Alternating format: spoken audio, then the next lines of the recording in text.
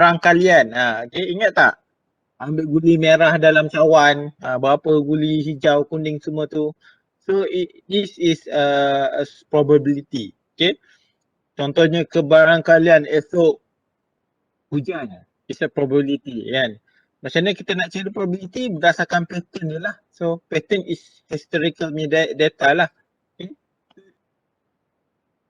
The general idea dia punya konsep asas dalam probability. Okay. Dia punya tu agak simple je walaupun awak tengok macam complicated. Okay. P, Y, X ni probability Y terhadap X. So kita ada P, X, Y. Kalau X, Y yang terjadi dengan overall dengan P, X lah. Okay. Bayes theorem dia akan combine ni. Saya akan jelas lagi calculation ni macam mana nanti lah. Okay. Ini contoh penggunaan dia to give us a know that meningitis cause stiff neck 50% of the time. Prior probability of any patient having meningitis is 1 over 50,000. Maksudnya probability patient mula-mula yang ada untuk meningitis ni is 150,000 dan prior probability of any patient having stiff neck is 1 sebelum 20 lah. So if a patient has a stiff neck, what's the probability he or she has meningitis penyakit ni kan. So probability of M dengan S, okay. So yang ni 0.5 darab 1 over 1,000 ni probability yang ni. This is SM ni. Dia akan dibagi dengan over probability of any patient that having 1,000 dia akan jadi 0.02 lah. Dia punya probability lah.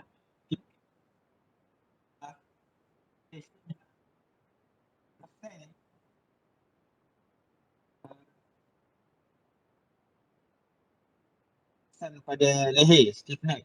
Kita nak tahu dia ada probability dia patient dia datang yang datang dengan stiff neck ni sama ada dia kena penyakit meningitis ni, dia akan darab dengan kebarangkalian patient itu patient datang ada penyakit tu. So kebarangkalian dia 150,000. Lepas tu probability of any patient having stiff neck is 120. So yang ni over yang ni lah, so dia akan dapat 0.02. So yang ni tak berapa kita punya ni lagi.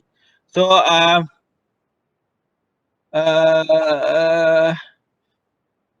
sebelum saya pergi ni kita tengok contoh yang dekat tu tadi.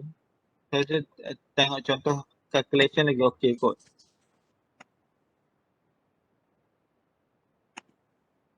Okay.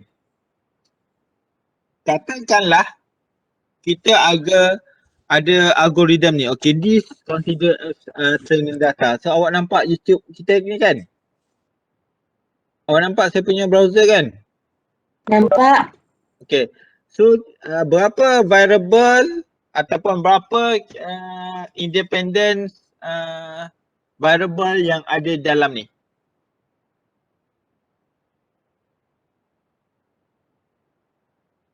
Atau overall sekali saya tanya berapa variable yang ada dalam ni? Ingat tak variable apa? 5, betul. So ada outlook, temperature, humidity, windy and play. Okay. Berapa independent variable yang ada dalam ni?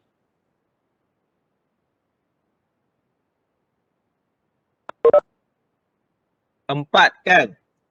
Outlook, pressure, apa target yang kita ada? Target satulah play. Outlook, temperature, humidity, yang terpisah kan. Play is a dependent variable. Maksudnya kalau dia nak play, dia akan depend kepada empat features ni. Y sebagai dependent, yang ni independent. Okay. Berapa instant yang kita ada dalam ni? Dalam ni, berapa instant yang kita ada dalam ni? 14. 14. So betul. So kita ada 14 instant ataupun record. Kita ada 5 variable, 4 independent variable X dan 1 target variable. Yang biasa target variable satunya play. Maksud kat sini ialah ni dia nak play apa? Katalah play golf kan. Atau play bola ke apa kan. Kalau outlook dia sunny, okay. Kalau kat overseas ni, kalau kat overseas, ni four season punya cerita lah kan. Okay. Kalau esoknya panas, tak semestinya boleh main. Okay. Sebab mungkin walaupun panas tapi dia punya windy dia kuat sangat, tak boleh main tak kan. Dia punya tu macam ribut sikit ke apa kan. So yang tak boleh main. So this is dia punya variable lah. So kat sini outlook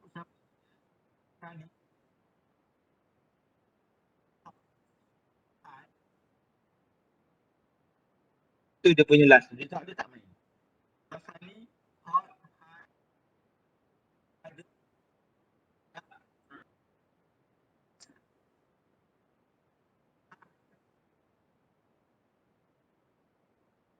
main. So itu adalah dia punya pattern sampailah 14. So based on this 14 record, you want to generate rule using the knife base, okay?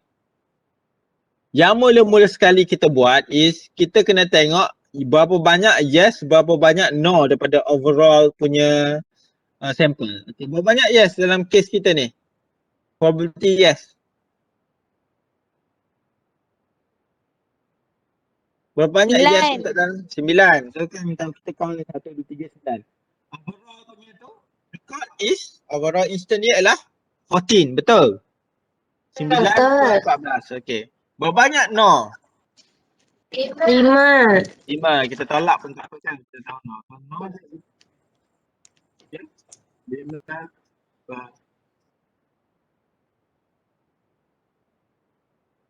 Kemudian kita kena cari satu-satu. Okay. Berapa banyak kali? Okay. Okay, kali dia satu.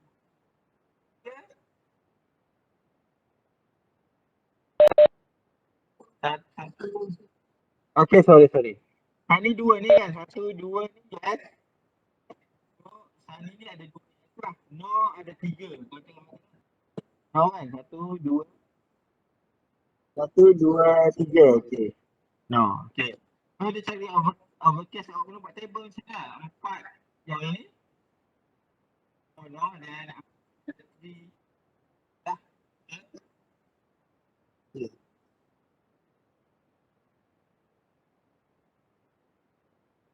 Okay. Faham tak macam mana nak buat yang table bawah tu?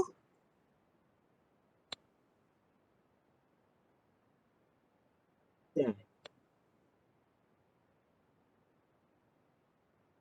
Okay, kalau awak tengok sini. Okay. 2 ni 3 no. So dia tengok sini saya ada 2 yes, 3 no. Overcast ada 4. 1, 2, 3, 4 yes. Ada. Ini ada 3 yes, 2 no. So kalau awak tengok nak kat sini. Okay. Kalau mesti sama dengan 5 lah. So dia kira temperature pula. Ya. Okay. Okay. So untuk table ni boleh faham macam mana nak buat. Table outlook, temperature, humidity dengan wind. Boleh faham tak macam mana nak buat? Faham, Doktor. Faham, okay. So sekarang ni kita ada testing data. Okay, ni training data. So based on training data, kita ada rule ni. Okay.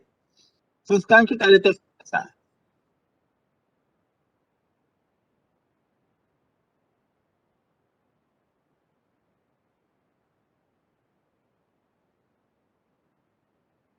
Okay. So sekarang ni ada satu data. Okay. Temperature is sunny.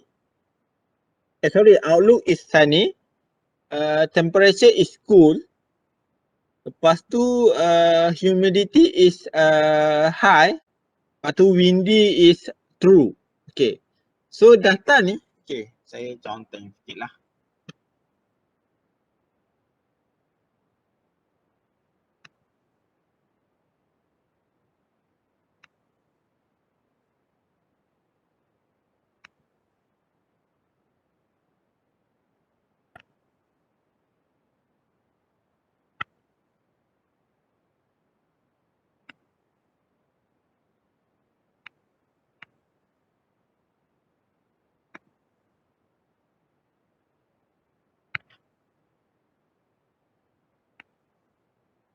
Okay.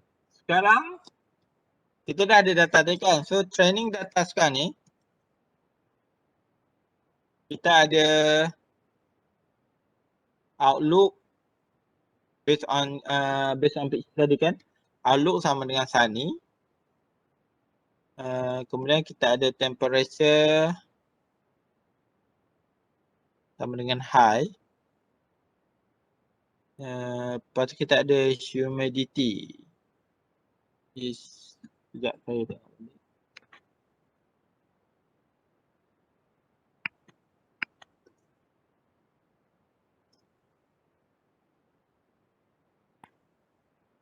Temperature is cool. Humidity is high.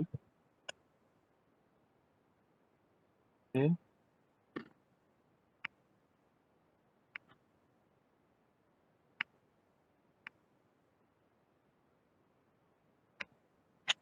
Windy is true. Okay. So sekarang ni kita nak jadi ahli nujum kan? Kita nak predict. Okay, predict. Predict sama ada based on this case main ke ataupun kita nak main golf ke ataupun tak based on this case lah. So ini dia prediction dia. So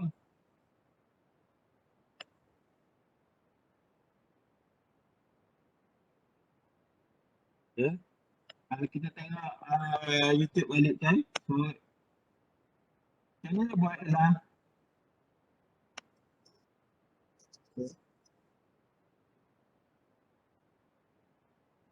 Okay, ni kita punya test data.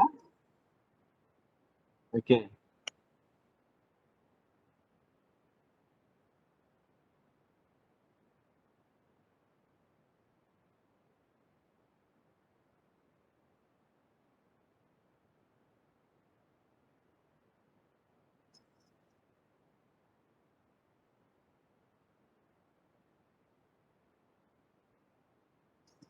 Okay, kalau awak tengok sini, dia ambil balik, okay, Sunny play yes. Okay, Sunny play yes, dia tengok sini lah 29. Temperature is cool, dia akan tengok sini. Kalau dia main, temperature is cool, yes, 39 kat sini. Humidity is high, play yes. Humidity is high, play yes, 39. Wind is strong, ataupun wind is true, strong, true, 3/9. Dan overall yes is 9 for 14 yang kita tadi lah. Kemudian dah cari probability yang kena play game tadi.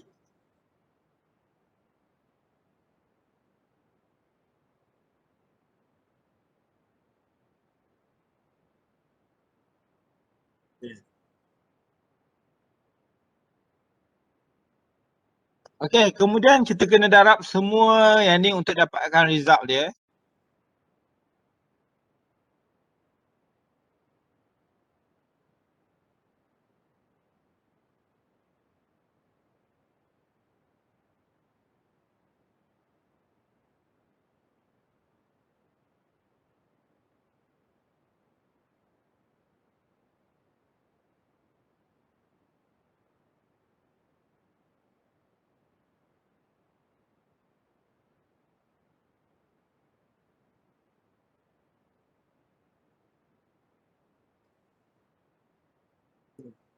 So dia akan darab dua ni, awak nampak? Dia darab yes ni, warna yang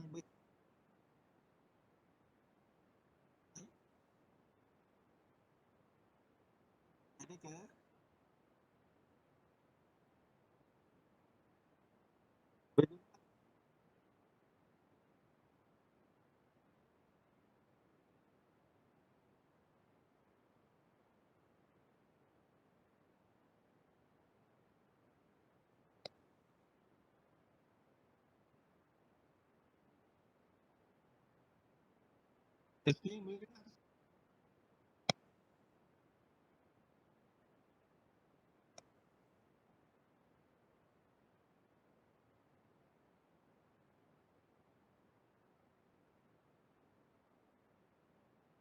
Okay. Saya ni. Okay. So dia akan darab ni Okay, dia akan dapat result ni. So macam mana dia nak tahu yes or no, dia akan compare yang mana satu lagi tinggi. So in this case, the second one is lagi tinggi lah. So dia punya probability no tu adalah lagi tinggi.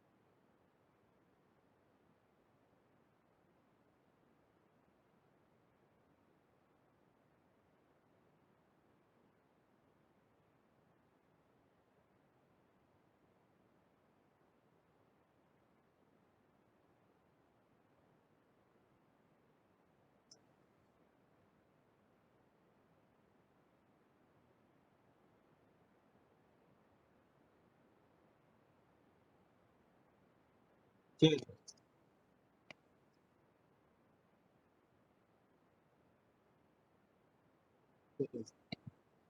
Apa yang dia buat sini?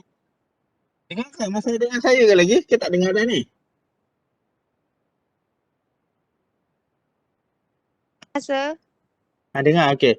Apa yang dia buat kat sini ialah dia darab semua yang ada Sunny, tak kisah yes or no. Katalah Sunny total dia ada 5 daripada 14, tak kisah yes or no. So temperature cool ada 4 daripada 14 data, humidity ada 7 daripada 14 data. So kalau awak tengok balik data dia kat sini,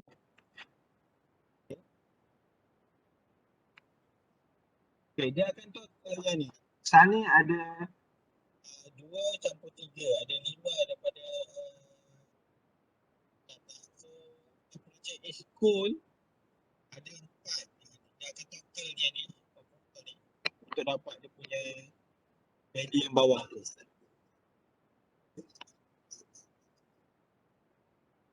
So, bila kita tengok sini last kali ni punya total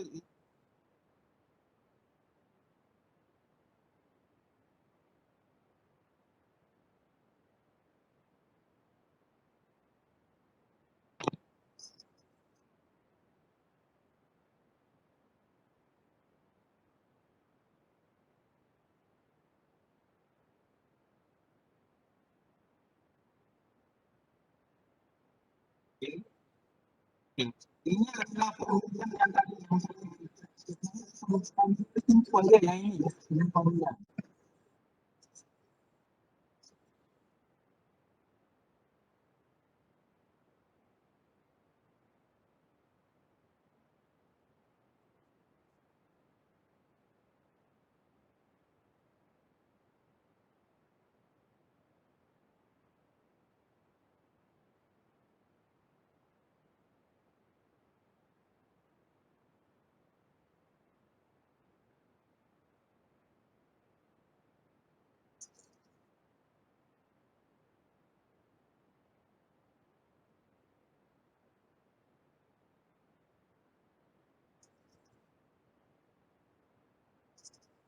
Okay, yang ni boleh baca detail. So saya ni lah boleh tengok semua.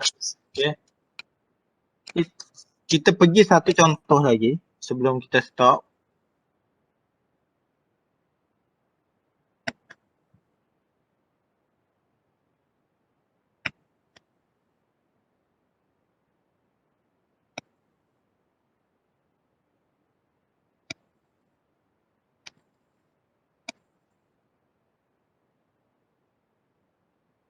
Okay.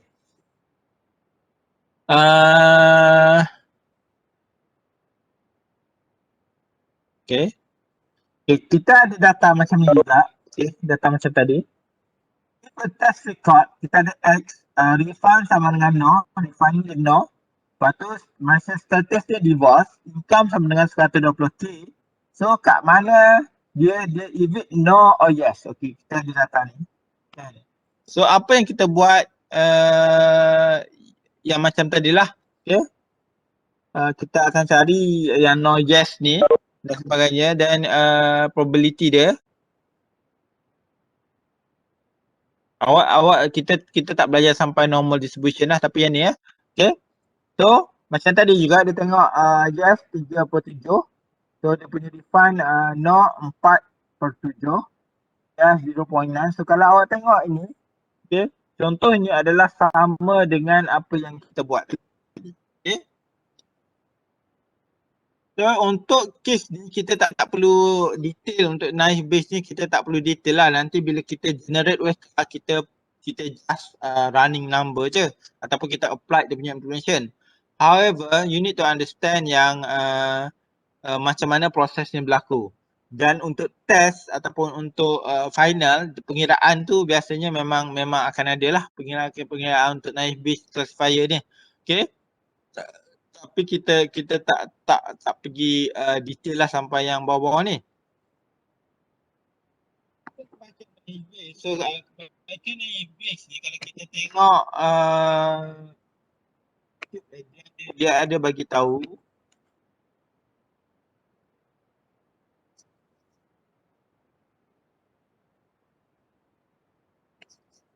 satunya ialah satu yang paling simple untuk buat prediction on classification lah.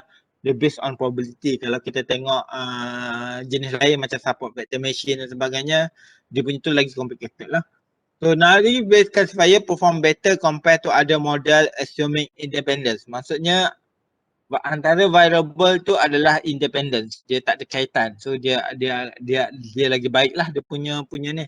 Dan it perform well in case of categorical input variable compared to numerical variable. So kalau categorical macam yang kita ada tadi, dia lagi bagus daripada numerical value on tu.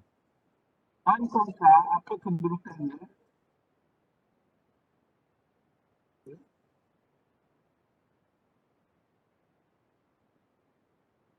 Okay. So satu naive Bayes ni dia punya problem is zero frequency. Maksudnya ada probability yang zero. Macam tadi kan kita tengok bila Sunny outcast tu ada pula yang zero ni dia tak ada data. So bila tak ada data, bila ada value tu we cannot dia punya rule ataupun dia punya model tak dapat baca. And that's a problem lah. So one of solution dia cakap kat sini lapless estimation kita belajar, tapi adding one for simple case to avoid dividing by zero. Okay. Naive Bayes is also known as a bad estimator sebab dia naive Bayes kan, dia independent. So dia panggil naive. Dia paling simple dia buat. Okay.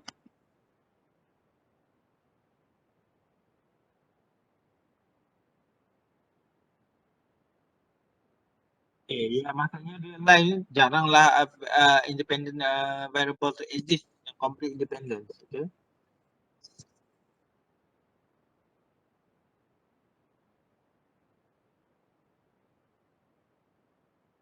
Okay, so banyak kan approach dia guna kat mana semua ni, ini adalah contoh dia lah.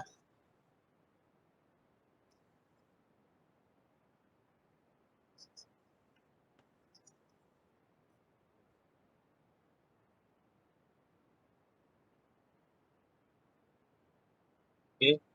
So contoh dia banyak lah kita guna. Macam mana kita dalam Vesta, so mungkin saya boleh tunjuk sekejap.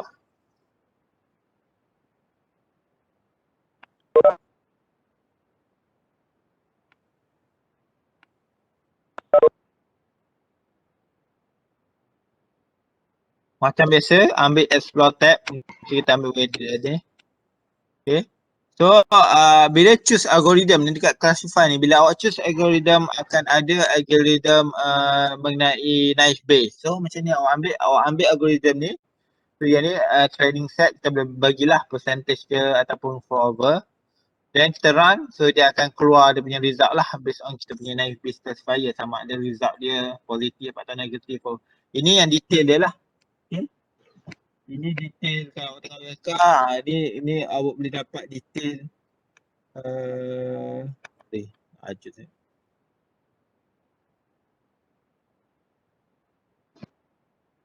Okay. Dapat detail class yes or no sama dengan apa yang kita buat lagi lah. So bila kita run WK kita tak split lah. Kita tak calculate lah this one by one, okay. Tapi for starting, you need to know the calculation. So that's why on latihan yang saya bagi untuk kira decision tree, saya akan bagi juga nanti ialah based on table yang sama, saya akan bagi satu test data dan saya nak awak run dan awak bukan awak nak test guna matematik, try calculate balik dan tengok balik YouTube tu untuk awak faham macam mana benda tu berlaku, okay? Because it's important in this class you understand the calculation. One is bukanlah memang kita takkan guna in real life, kita tak guna calculation tu kita nak satu-satu, but if using Weka or other tool macam Python sebagainya, you need to understand advantage of naive Bayes and disadvantage of naive Bayes, and also you need to understand also why ataupun what how naive Bayes ni akan bagi result kepada classification punya result. Okay. Dia different dengan decision tree. Kalau awak tengok decision tree tu dia kira information gain untuk build up the tree. Dia build up the rule tree. Naive Bayes dia guna classification. So awak nampak dua ni dah beza lah. So classification banyak lagi tu ni, SVM, deep learning latest, tapi this is how dua basic classification punya rule kita panggil lah yang kita belajar cover dalam kelas. Okay. Ada soalan sebelum saya habiskan?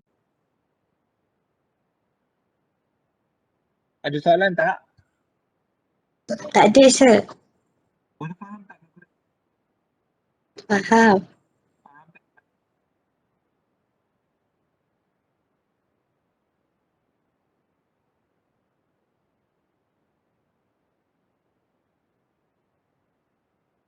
Assignment yang saya tu, okay, untuk calculation punya tu, okay, nanti buat sekali lah yang calculation untuk naive Bayes. So minggu depan kita custody, kemudian kita ada datang warehouse dan kemudian kita ada start dengan test lah dan saya start bagi awak untuk projek. Okay. Attendance macam biasa ambil attendance-nya, Faiz. Okay. Okay, so kalau tak ada saya stop dulu boleh? Okay. Yes, sir, boleh. Saya nak minta saya Natasha bagi sedikit Sir, mic sir tak dengar. okay, sorry. Dengar. Dengar tak? Dengar. Okay. For next class, saya minta Rosliana untuk bagi sedikit tazkirah. Dan for all Muslim students, saya ucapkan selamat berpuasa lah. Kan? Esok kita puasa kan? Allah. Okay. Okay, so puasa tahniah Alhamdulillah dah boleh pergi tarawih. Okay, dah boleh bulan Ramadan pun ada. Okay, cuma still jaga awak punya SOP semua dan kita cuba ambil berkat bulan puasa ni dan semoga bulan puasa ini mengampunkan dosa-dosa kita yang lalu lah. Dan ambil berkat setiap apa yang di-offer untuk bulan puasa ni lah. Okay. Sebab bulan puasa adalah bulan yang paling berkat dalam semua bulan dan akan ada satu malam yang mana lebih baik daripada 1000 bulan. Okay, so by that, thank you dan kita akan continue kita punya kelas next week, okay? Assalamualaikum. Waalaikumsalam. Terima kasih, sir. Sama. Selamat berpuasa.